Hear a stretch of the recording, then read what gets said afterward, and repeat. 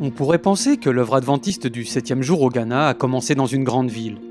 Au contraire, un petit village de pêcheurs sur la côte sud a été le lieu d'un début improbable.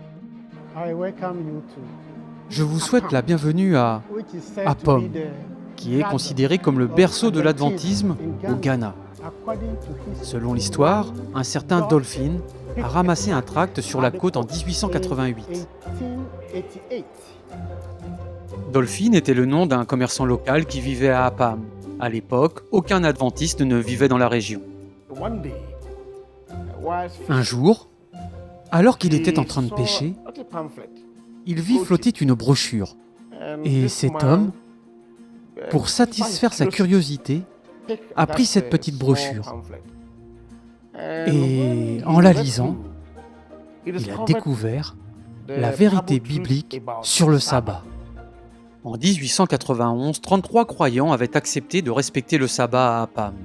L'église a continué à grandir et s'est rapidement développée dans tout le Ghana. Aujourd'hui, une statue représentant la main de Dolphin tenant la célèbre brochure commémore l'origine de l'église adventiste au Ghana. Ce qui est important, le début de l'évangile nous a permis de commencer par un tract sur la côte d'Apam. Et maintenant, nous avons des églises dans tout le Ghana. Au cours des 150 années qui ont suivi la découverte de Dolphin, l'église adventiste s'est développée et est devenue très respectée dans tout le pays. Aujourd'hui, le Ghana compte le plus grand nombre de membres adventistes de la division de l'Afrique occidentale et centrale. Certaines des meilleures écoles et centres médicaux sont des institutions adventistes. Même les plus hauts postes d'aumôniers dans l'armée et la police sont occupés par des pasteurs adventistes. Mais il y a encore des régions difficiles à atteindre.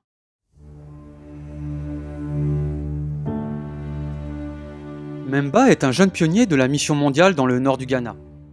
Il s'efforce de créer de nouveaux groupes de croyants dans des communautés qui n'ont pas d'antécédents chrétiens. Parmi ses nombreuses activités de sensibilisation, il est devenu enseignant bénévole afin de pouvoir toucher les étudiants qui ne sont pas d'origine chrétienne.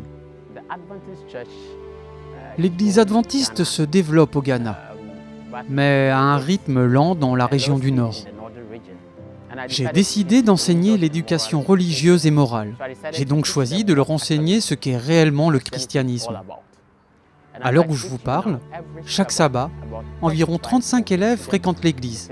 10 d'entre eux m'ont assuré qu'ils allaient choisir un lycée dont l'éducation est celle qu'offrent les adventistes du 7e jour. Le travail des pionniers de la mission globale comme Memba est essentiel pour toucher les populations des communautés non encore atteintes au Ghana et dans toute l'Afrique de l'Ouest. Il y a beaucoup de personnes au Ghana qui n'ont pas entendu la bonne nouvelle. Et avec le soutien des pionniers de la mission globale et de leurs projets, les gens vont s'habituer à entendre le message. Ils entendront la bonne nouvelle et cela change des vies. Plusieurs témoignent de notre Dieu et cela se fait par l'intermédiaire des pionniers de Global Mission. Merci de prier pour le Ghana et la division de l'Afrique occidentale et centrale. Il s'agit d'un domaine difficile qui comprend des villes avec une grande présence adventiste, mais aussi des régions avec très peu d'influence chrétienne.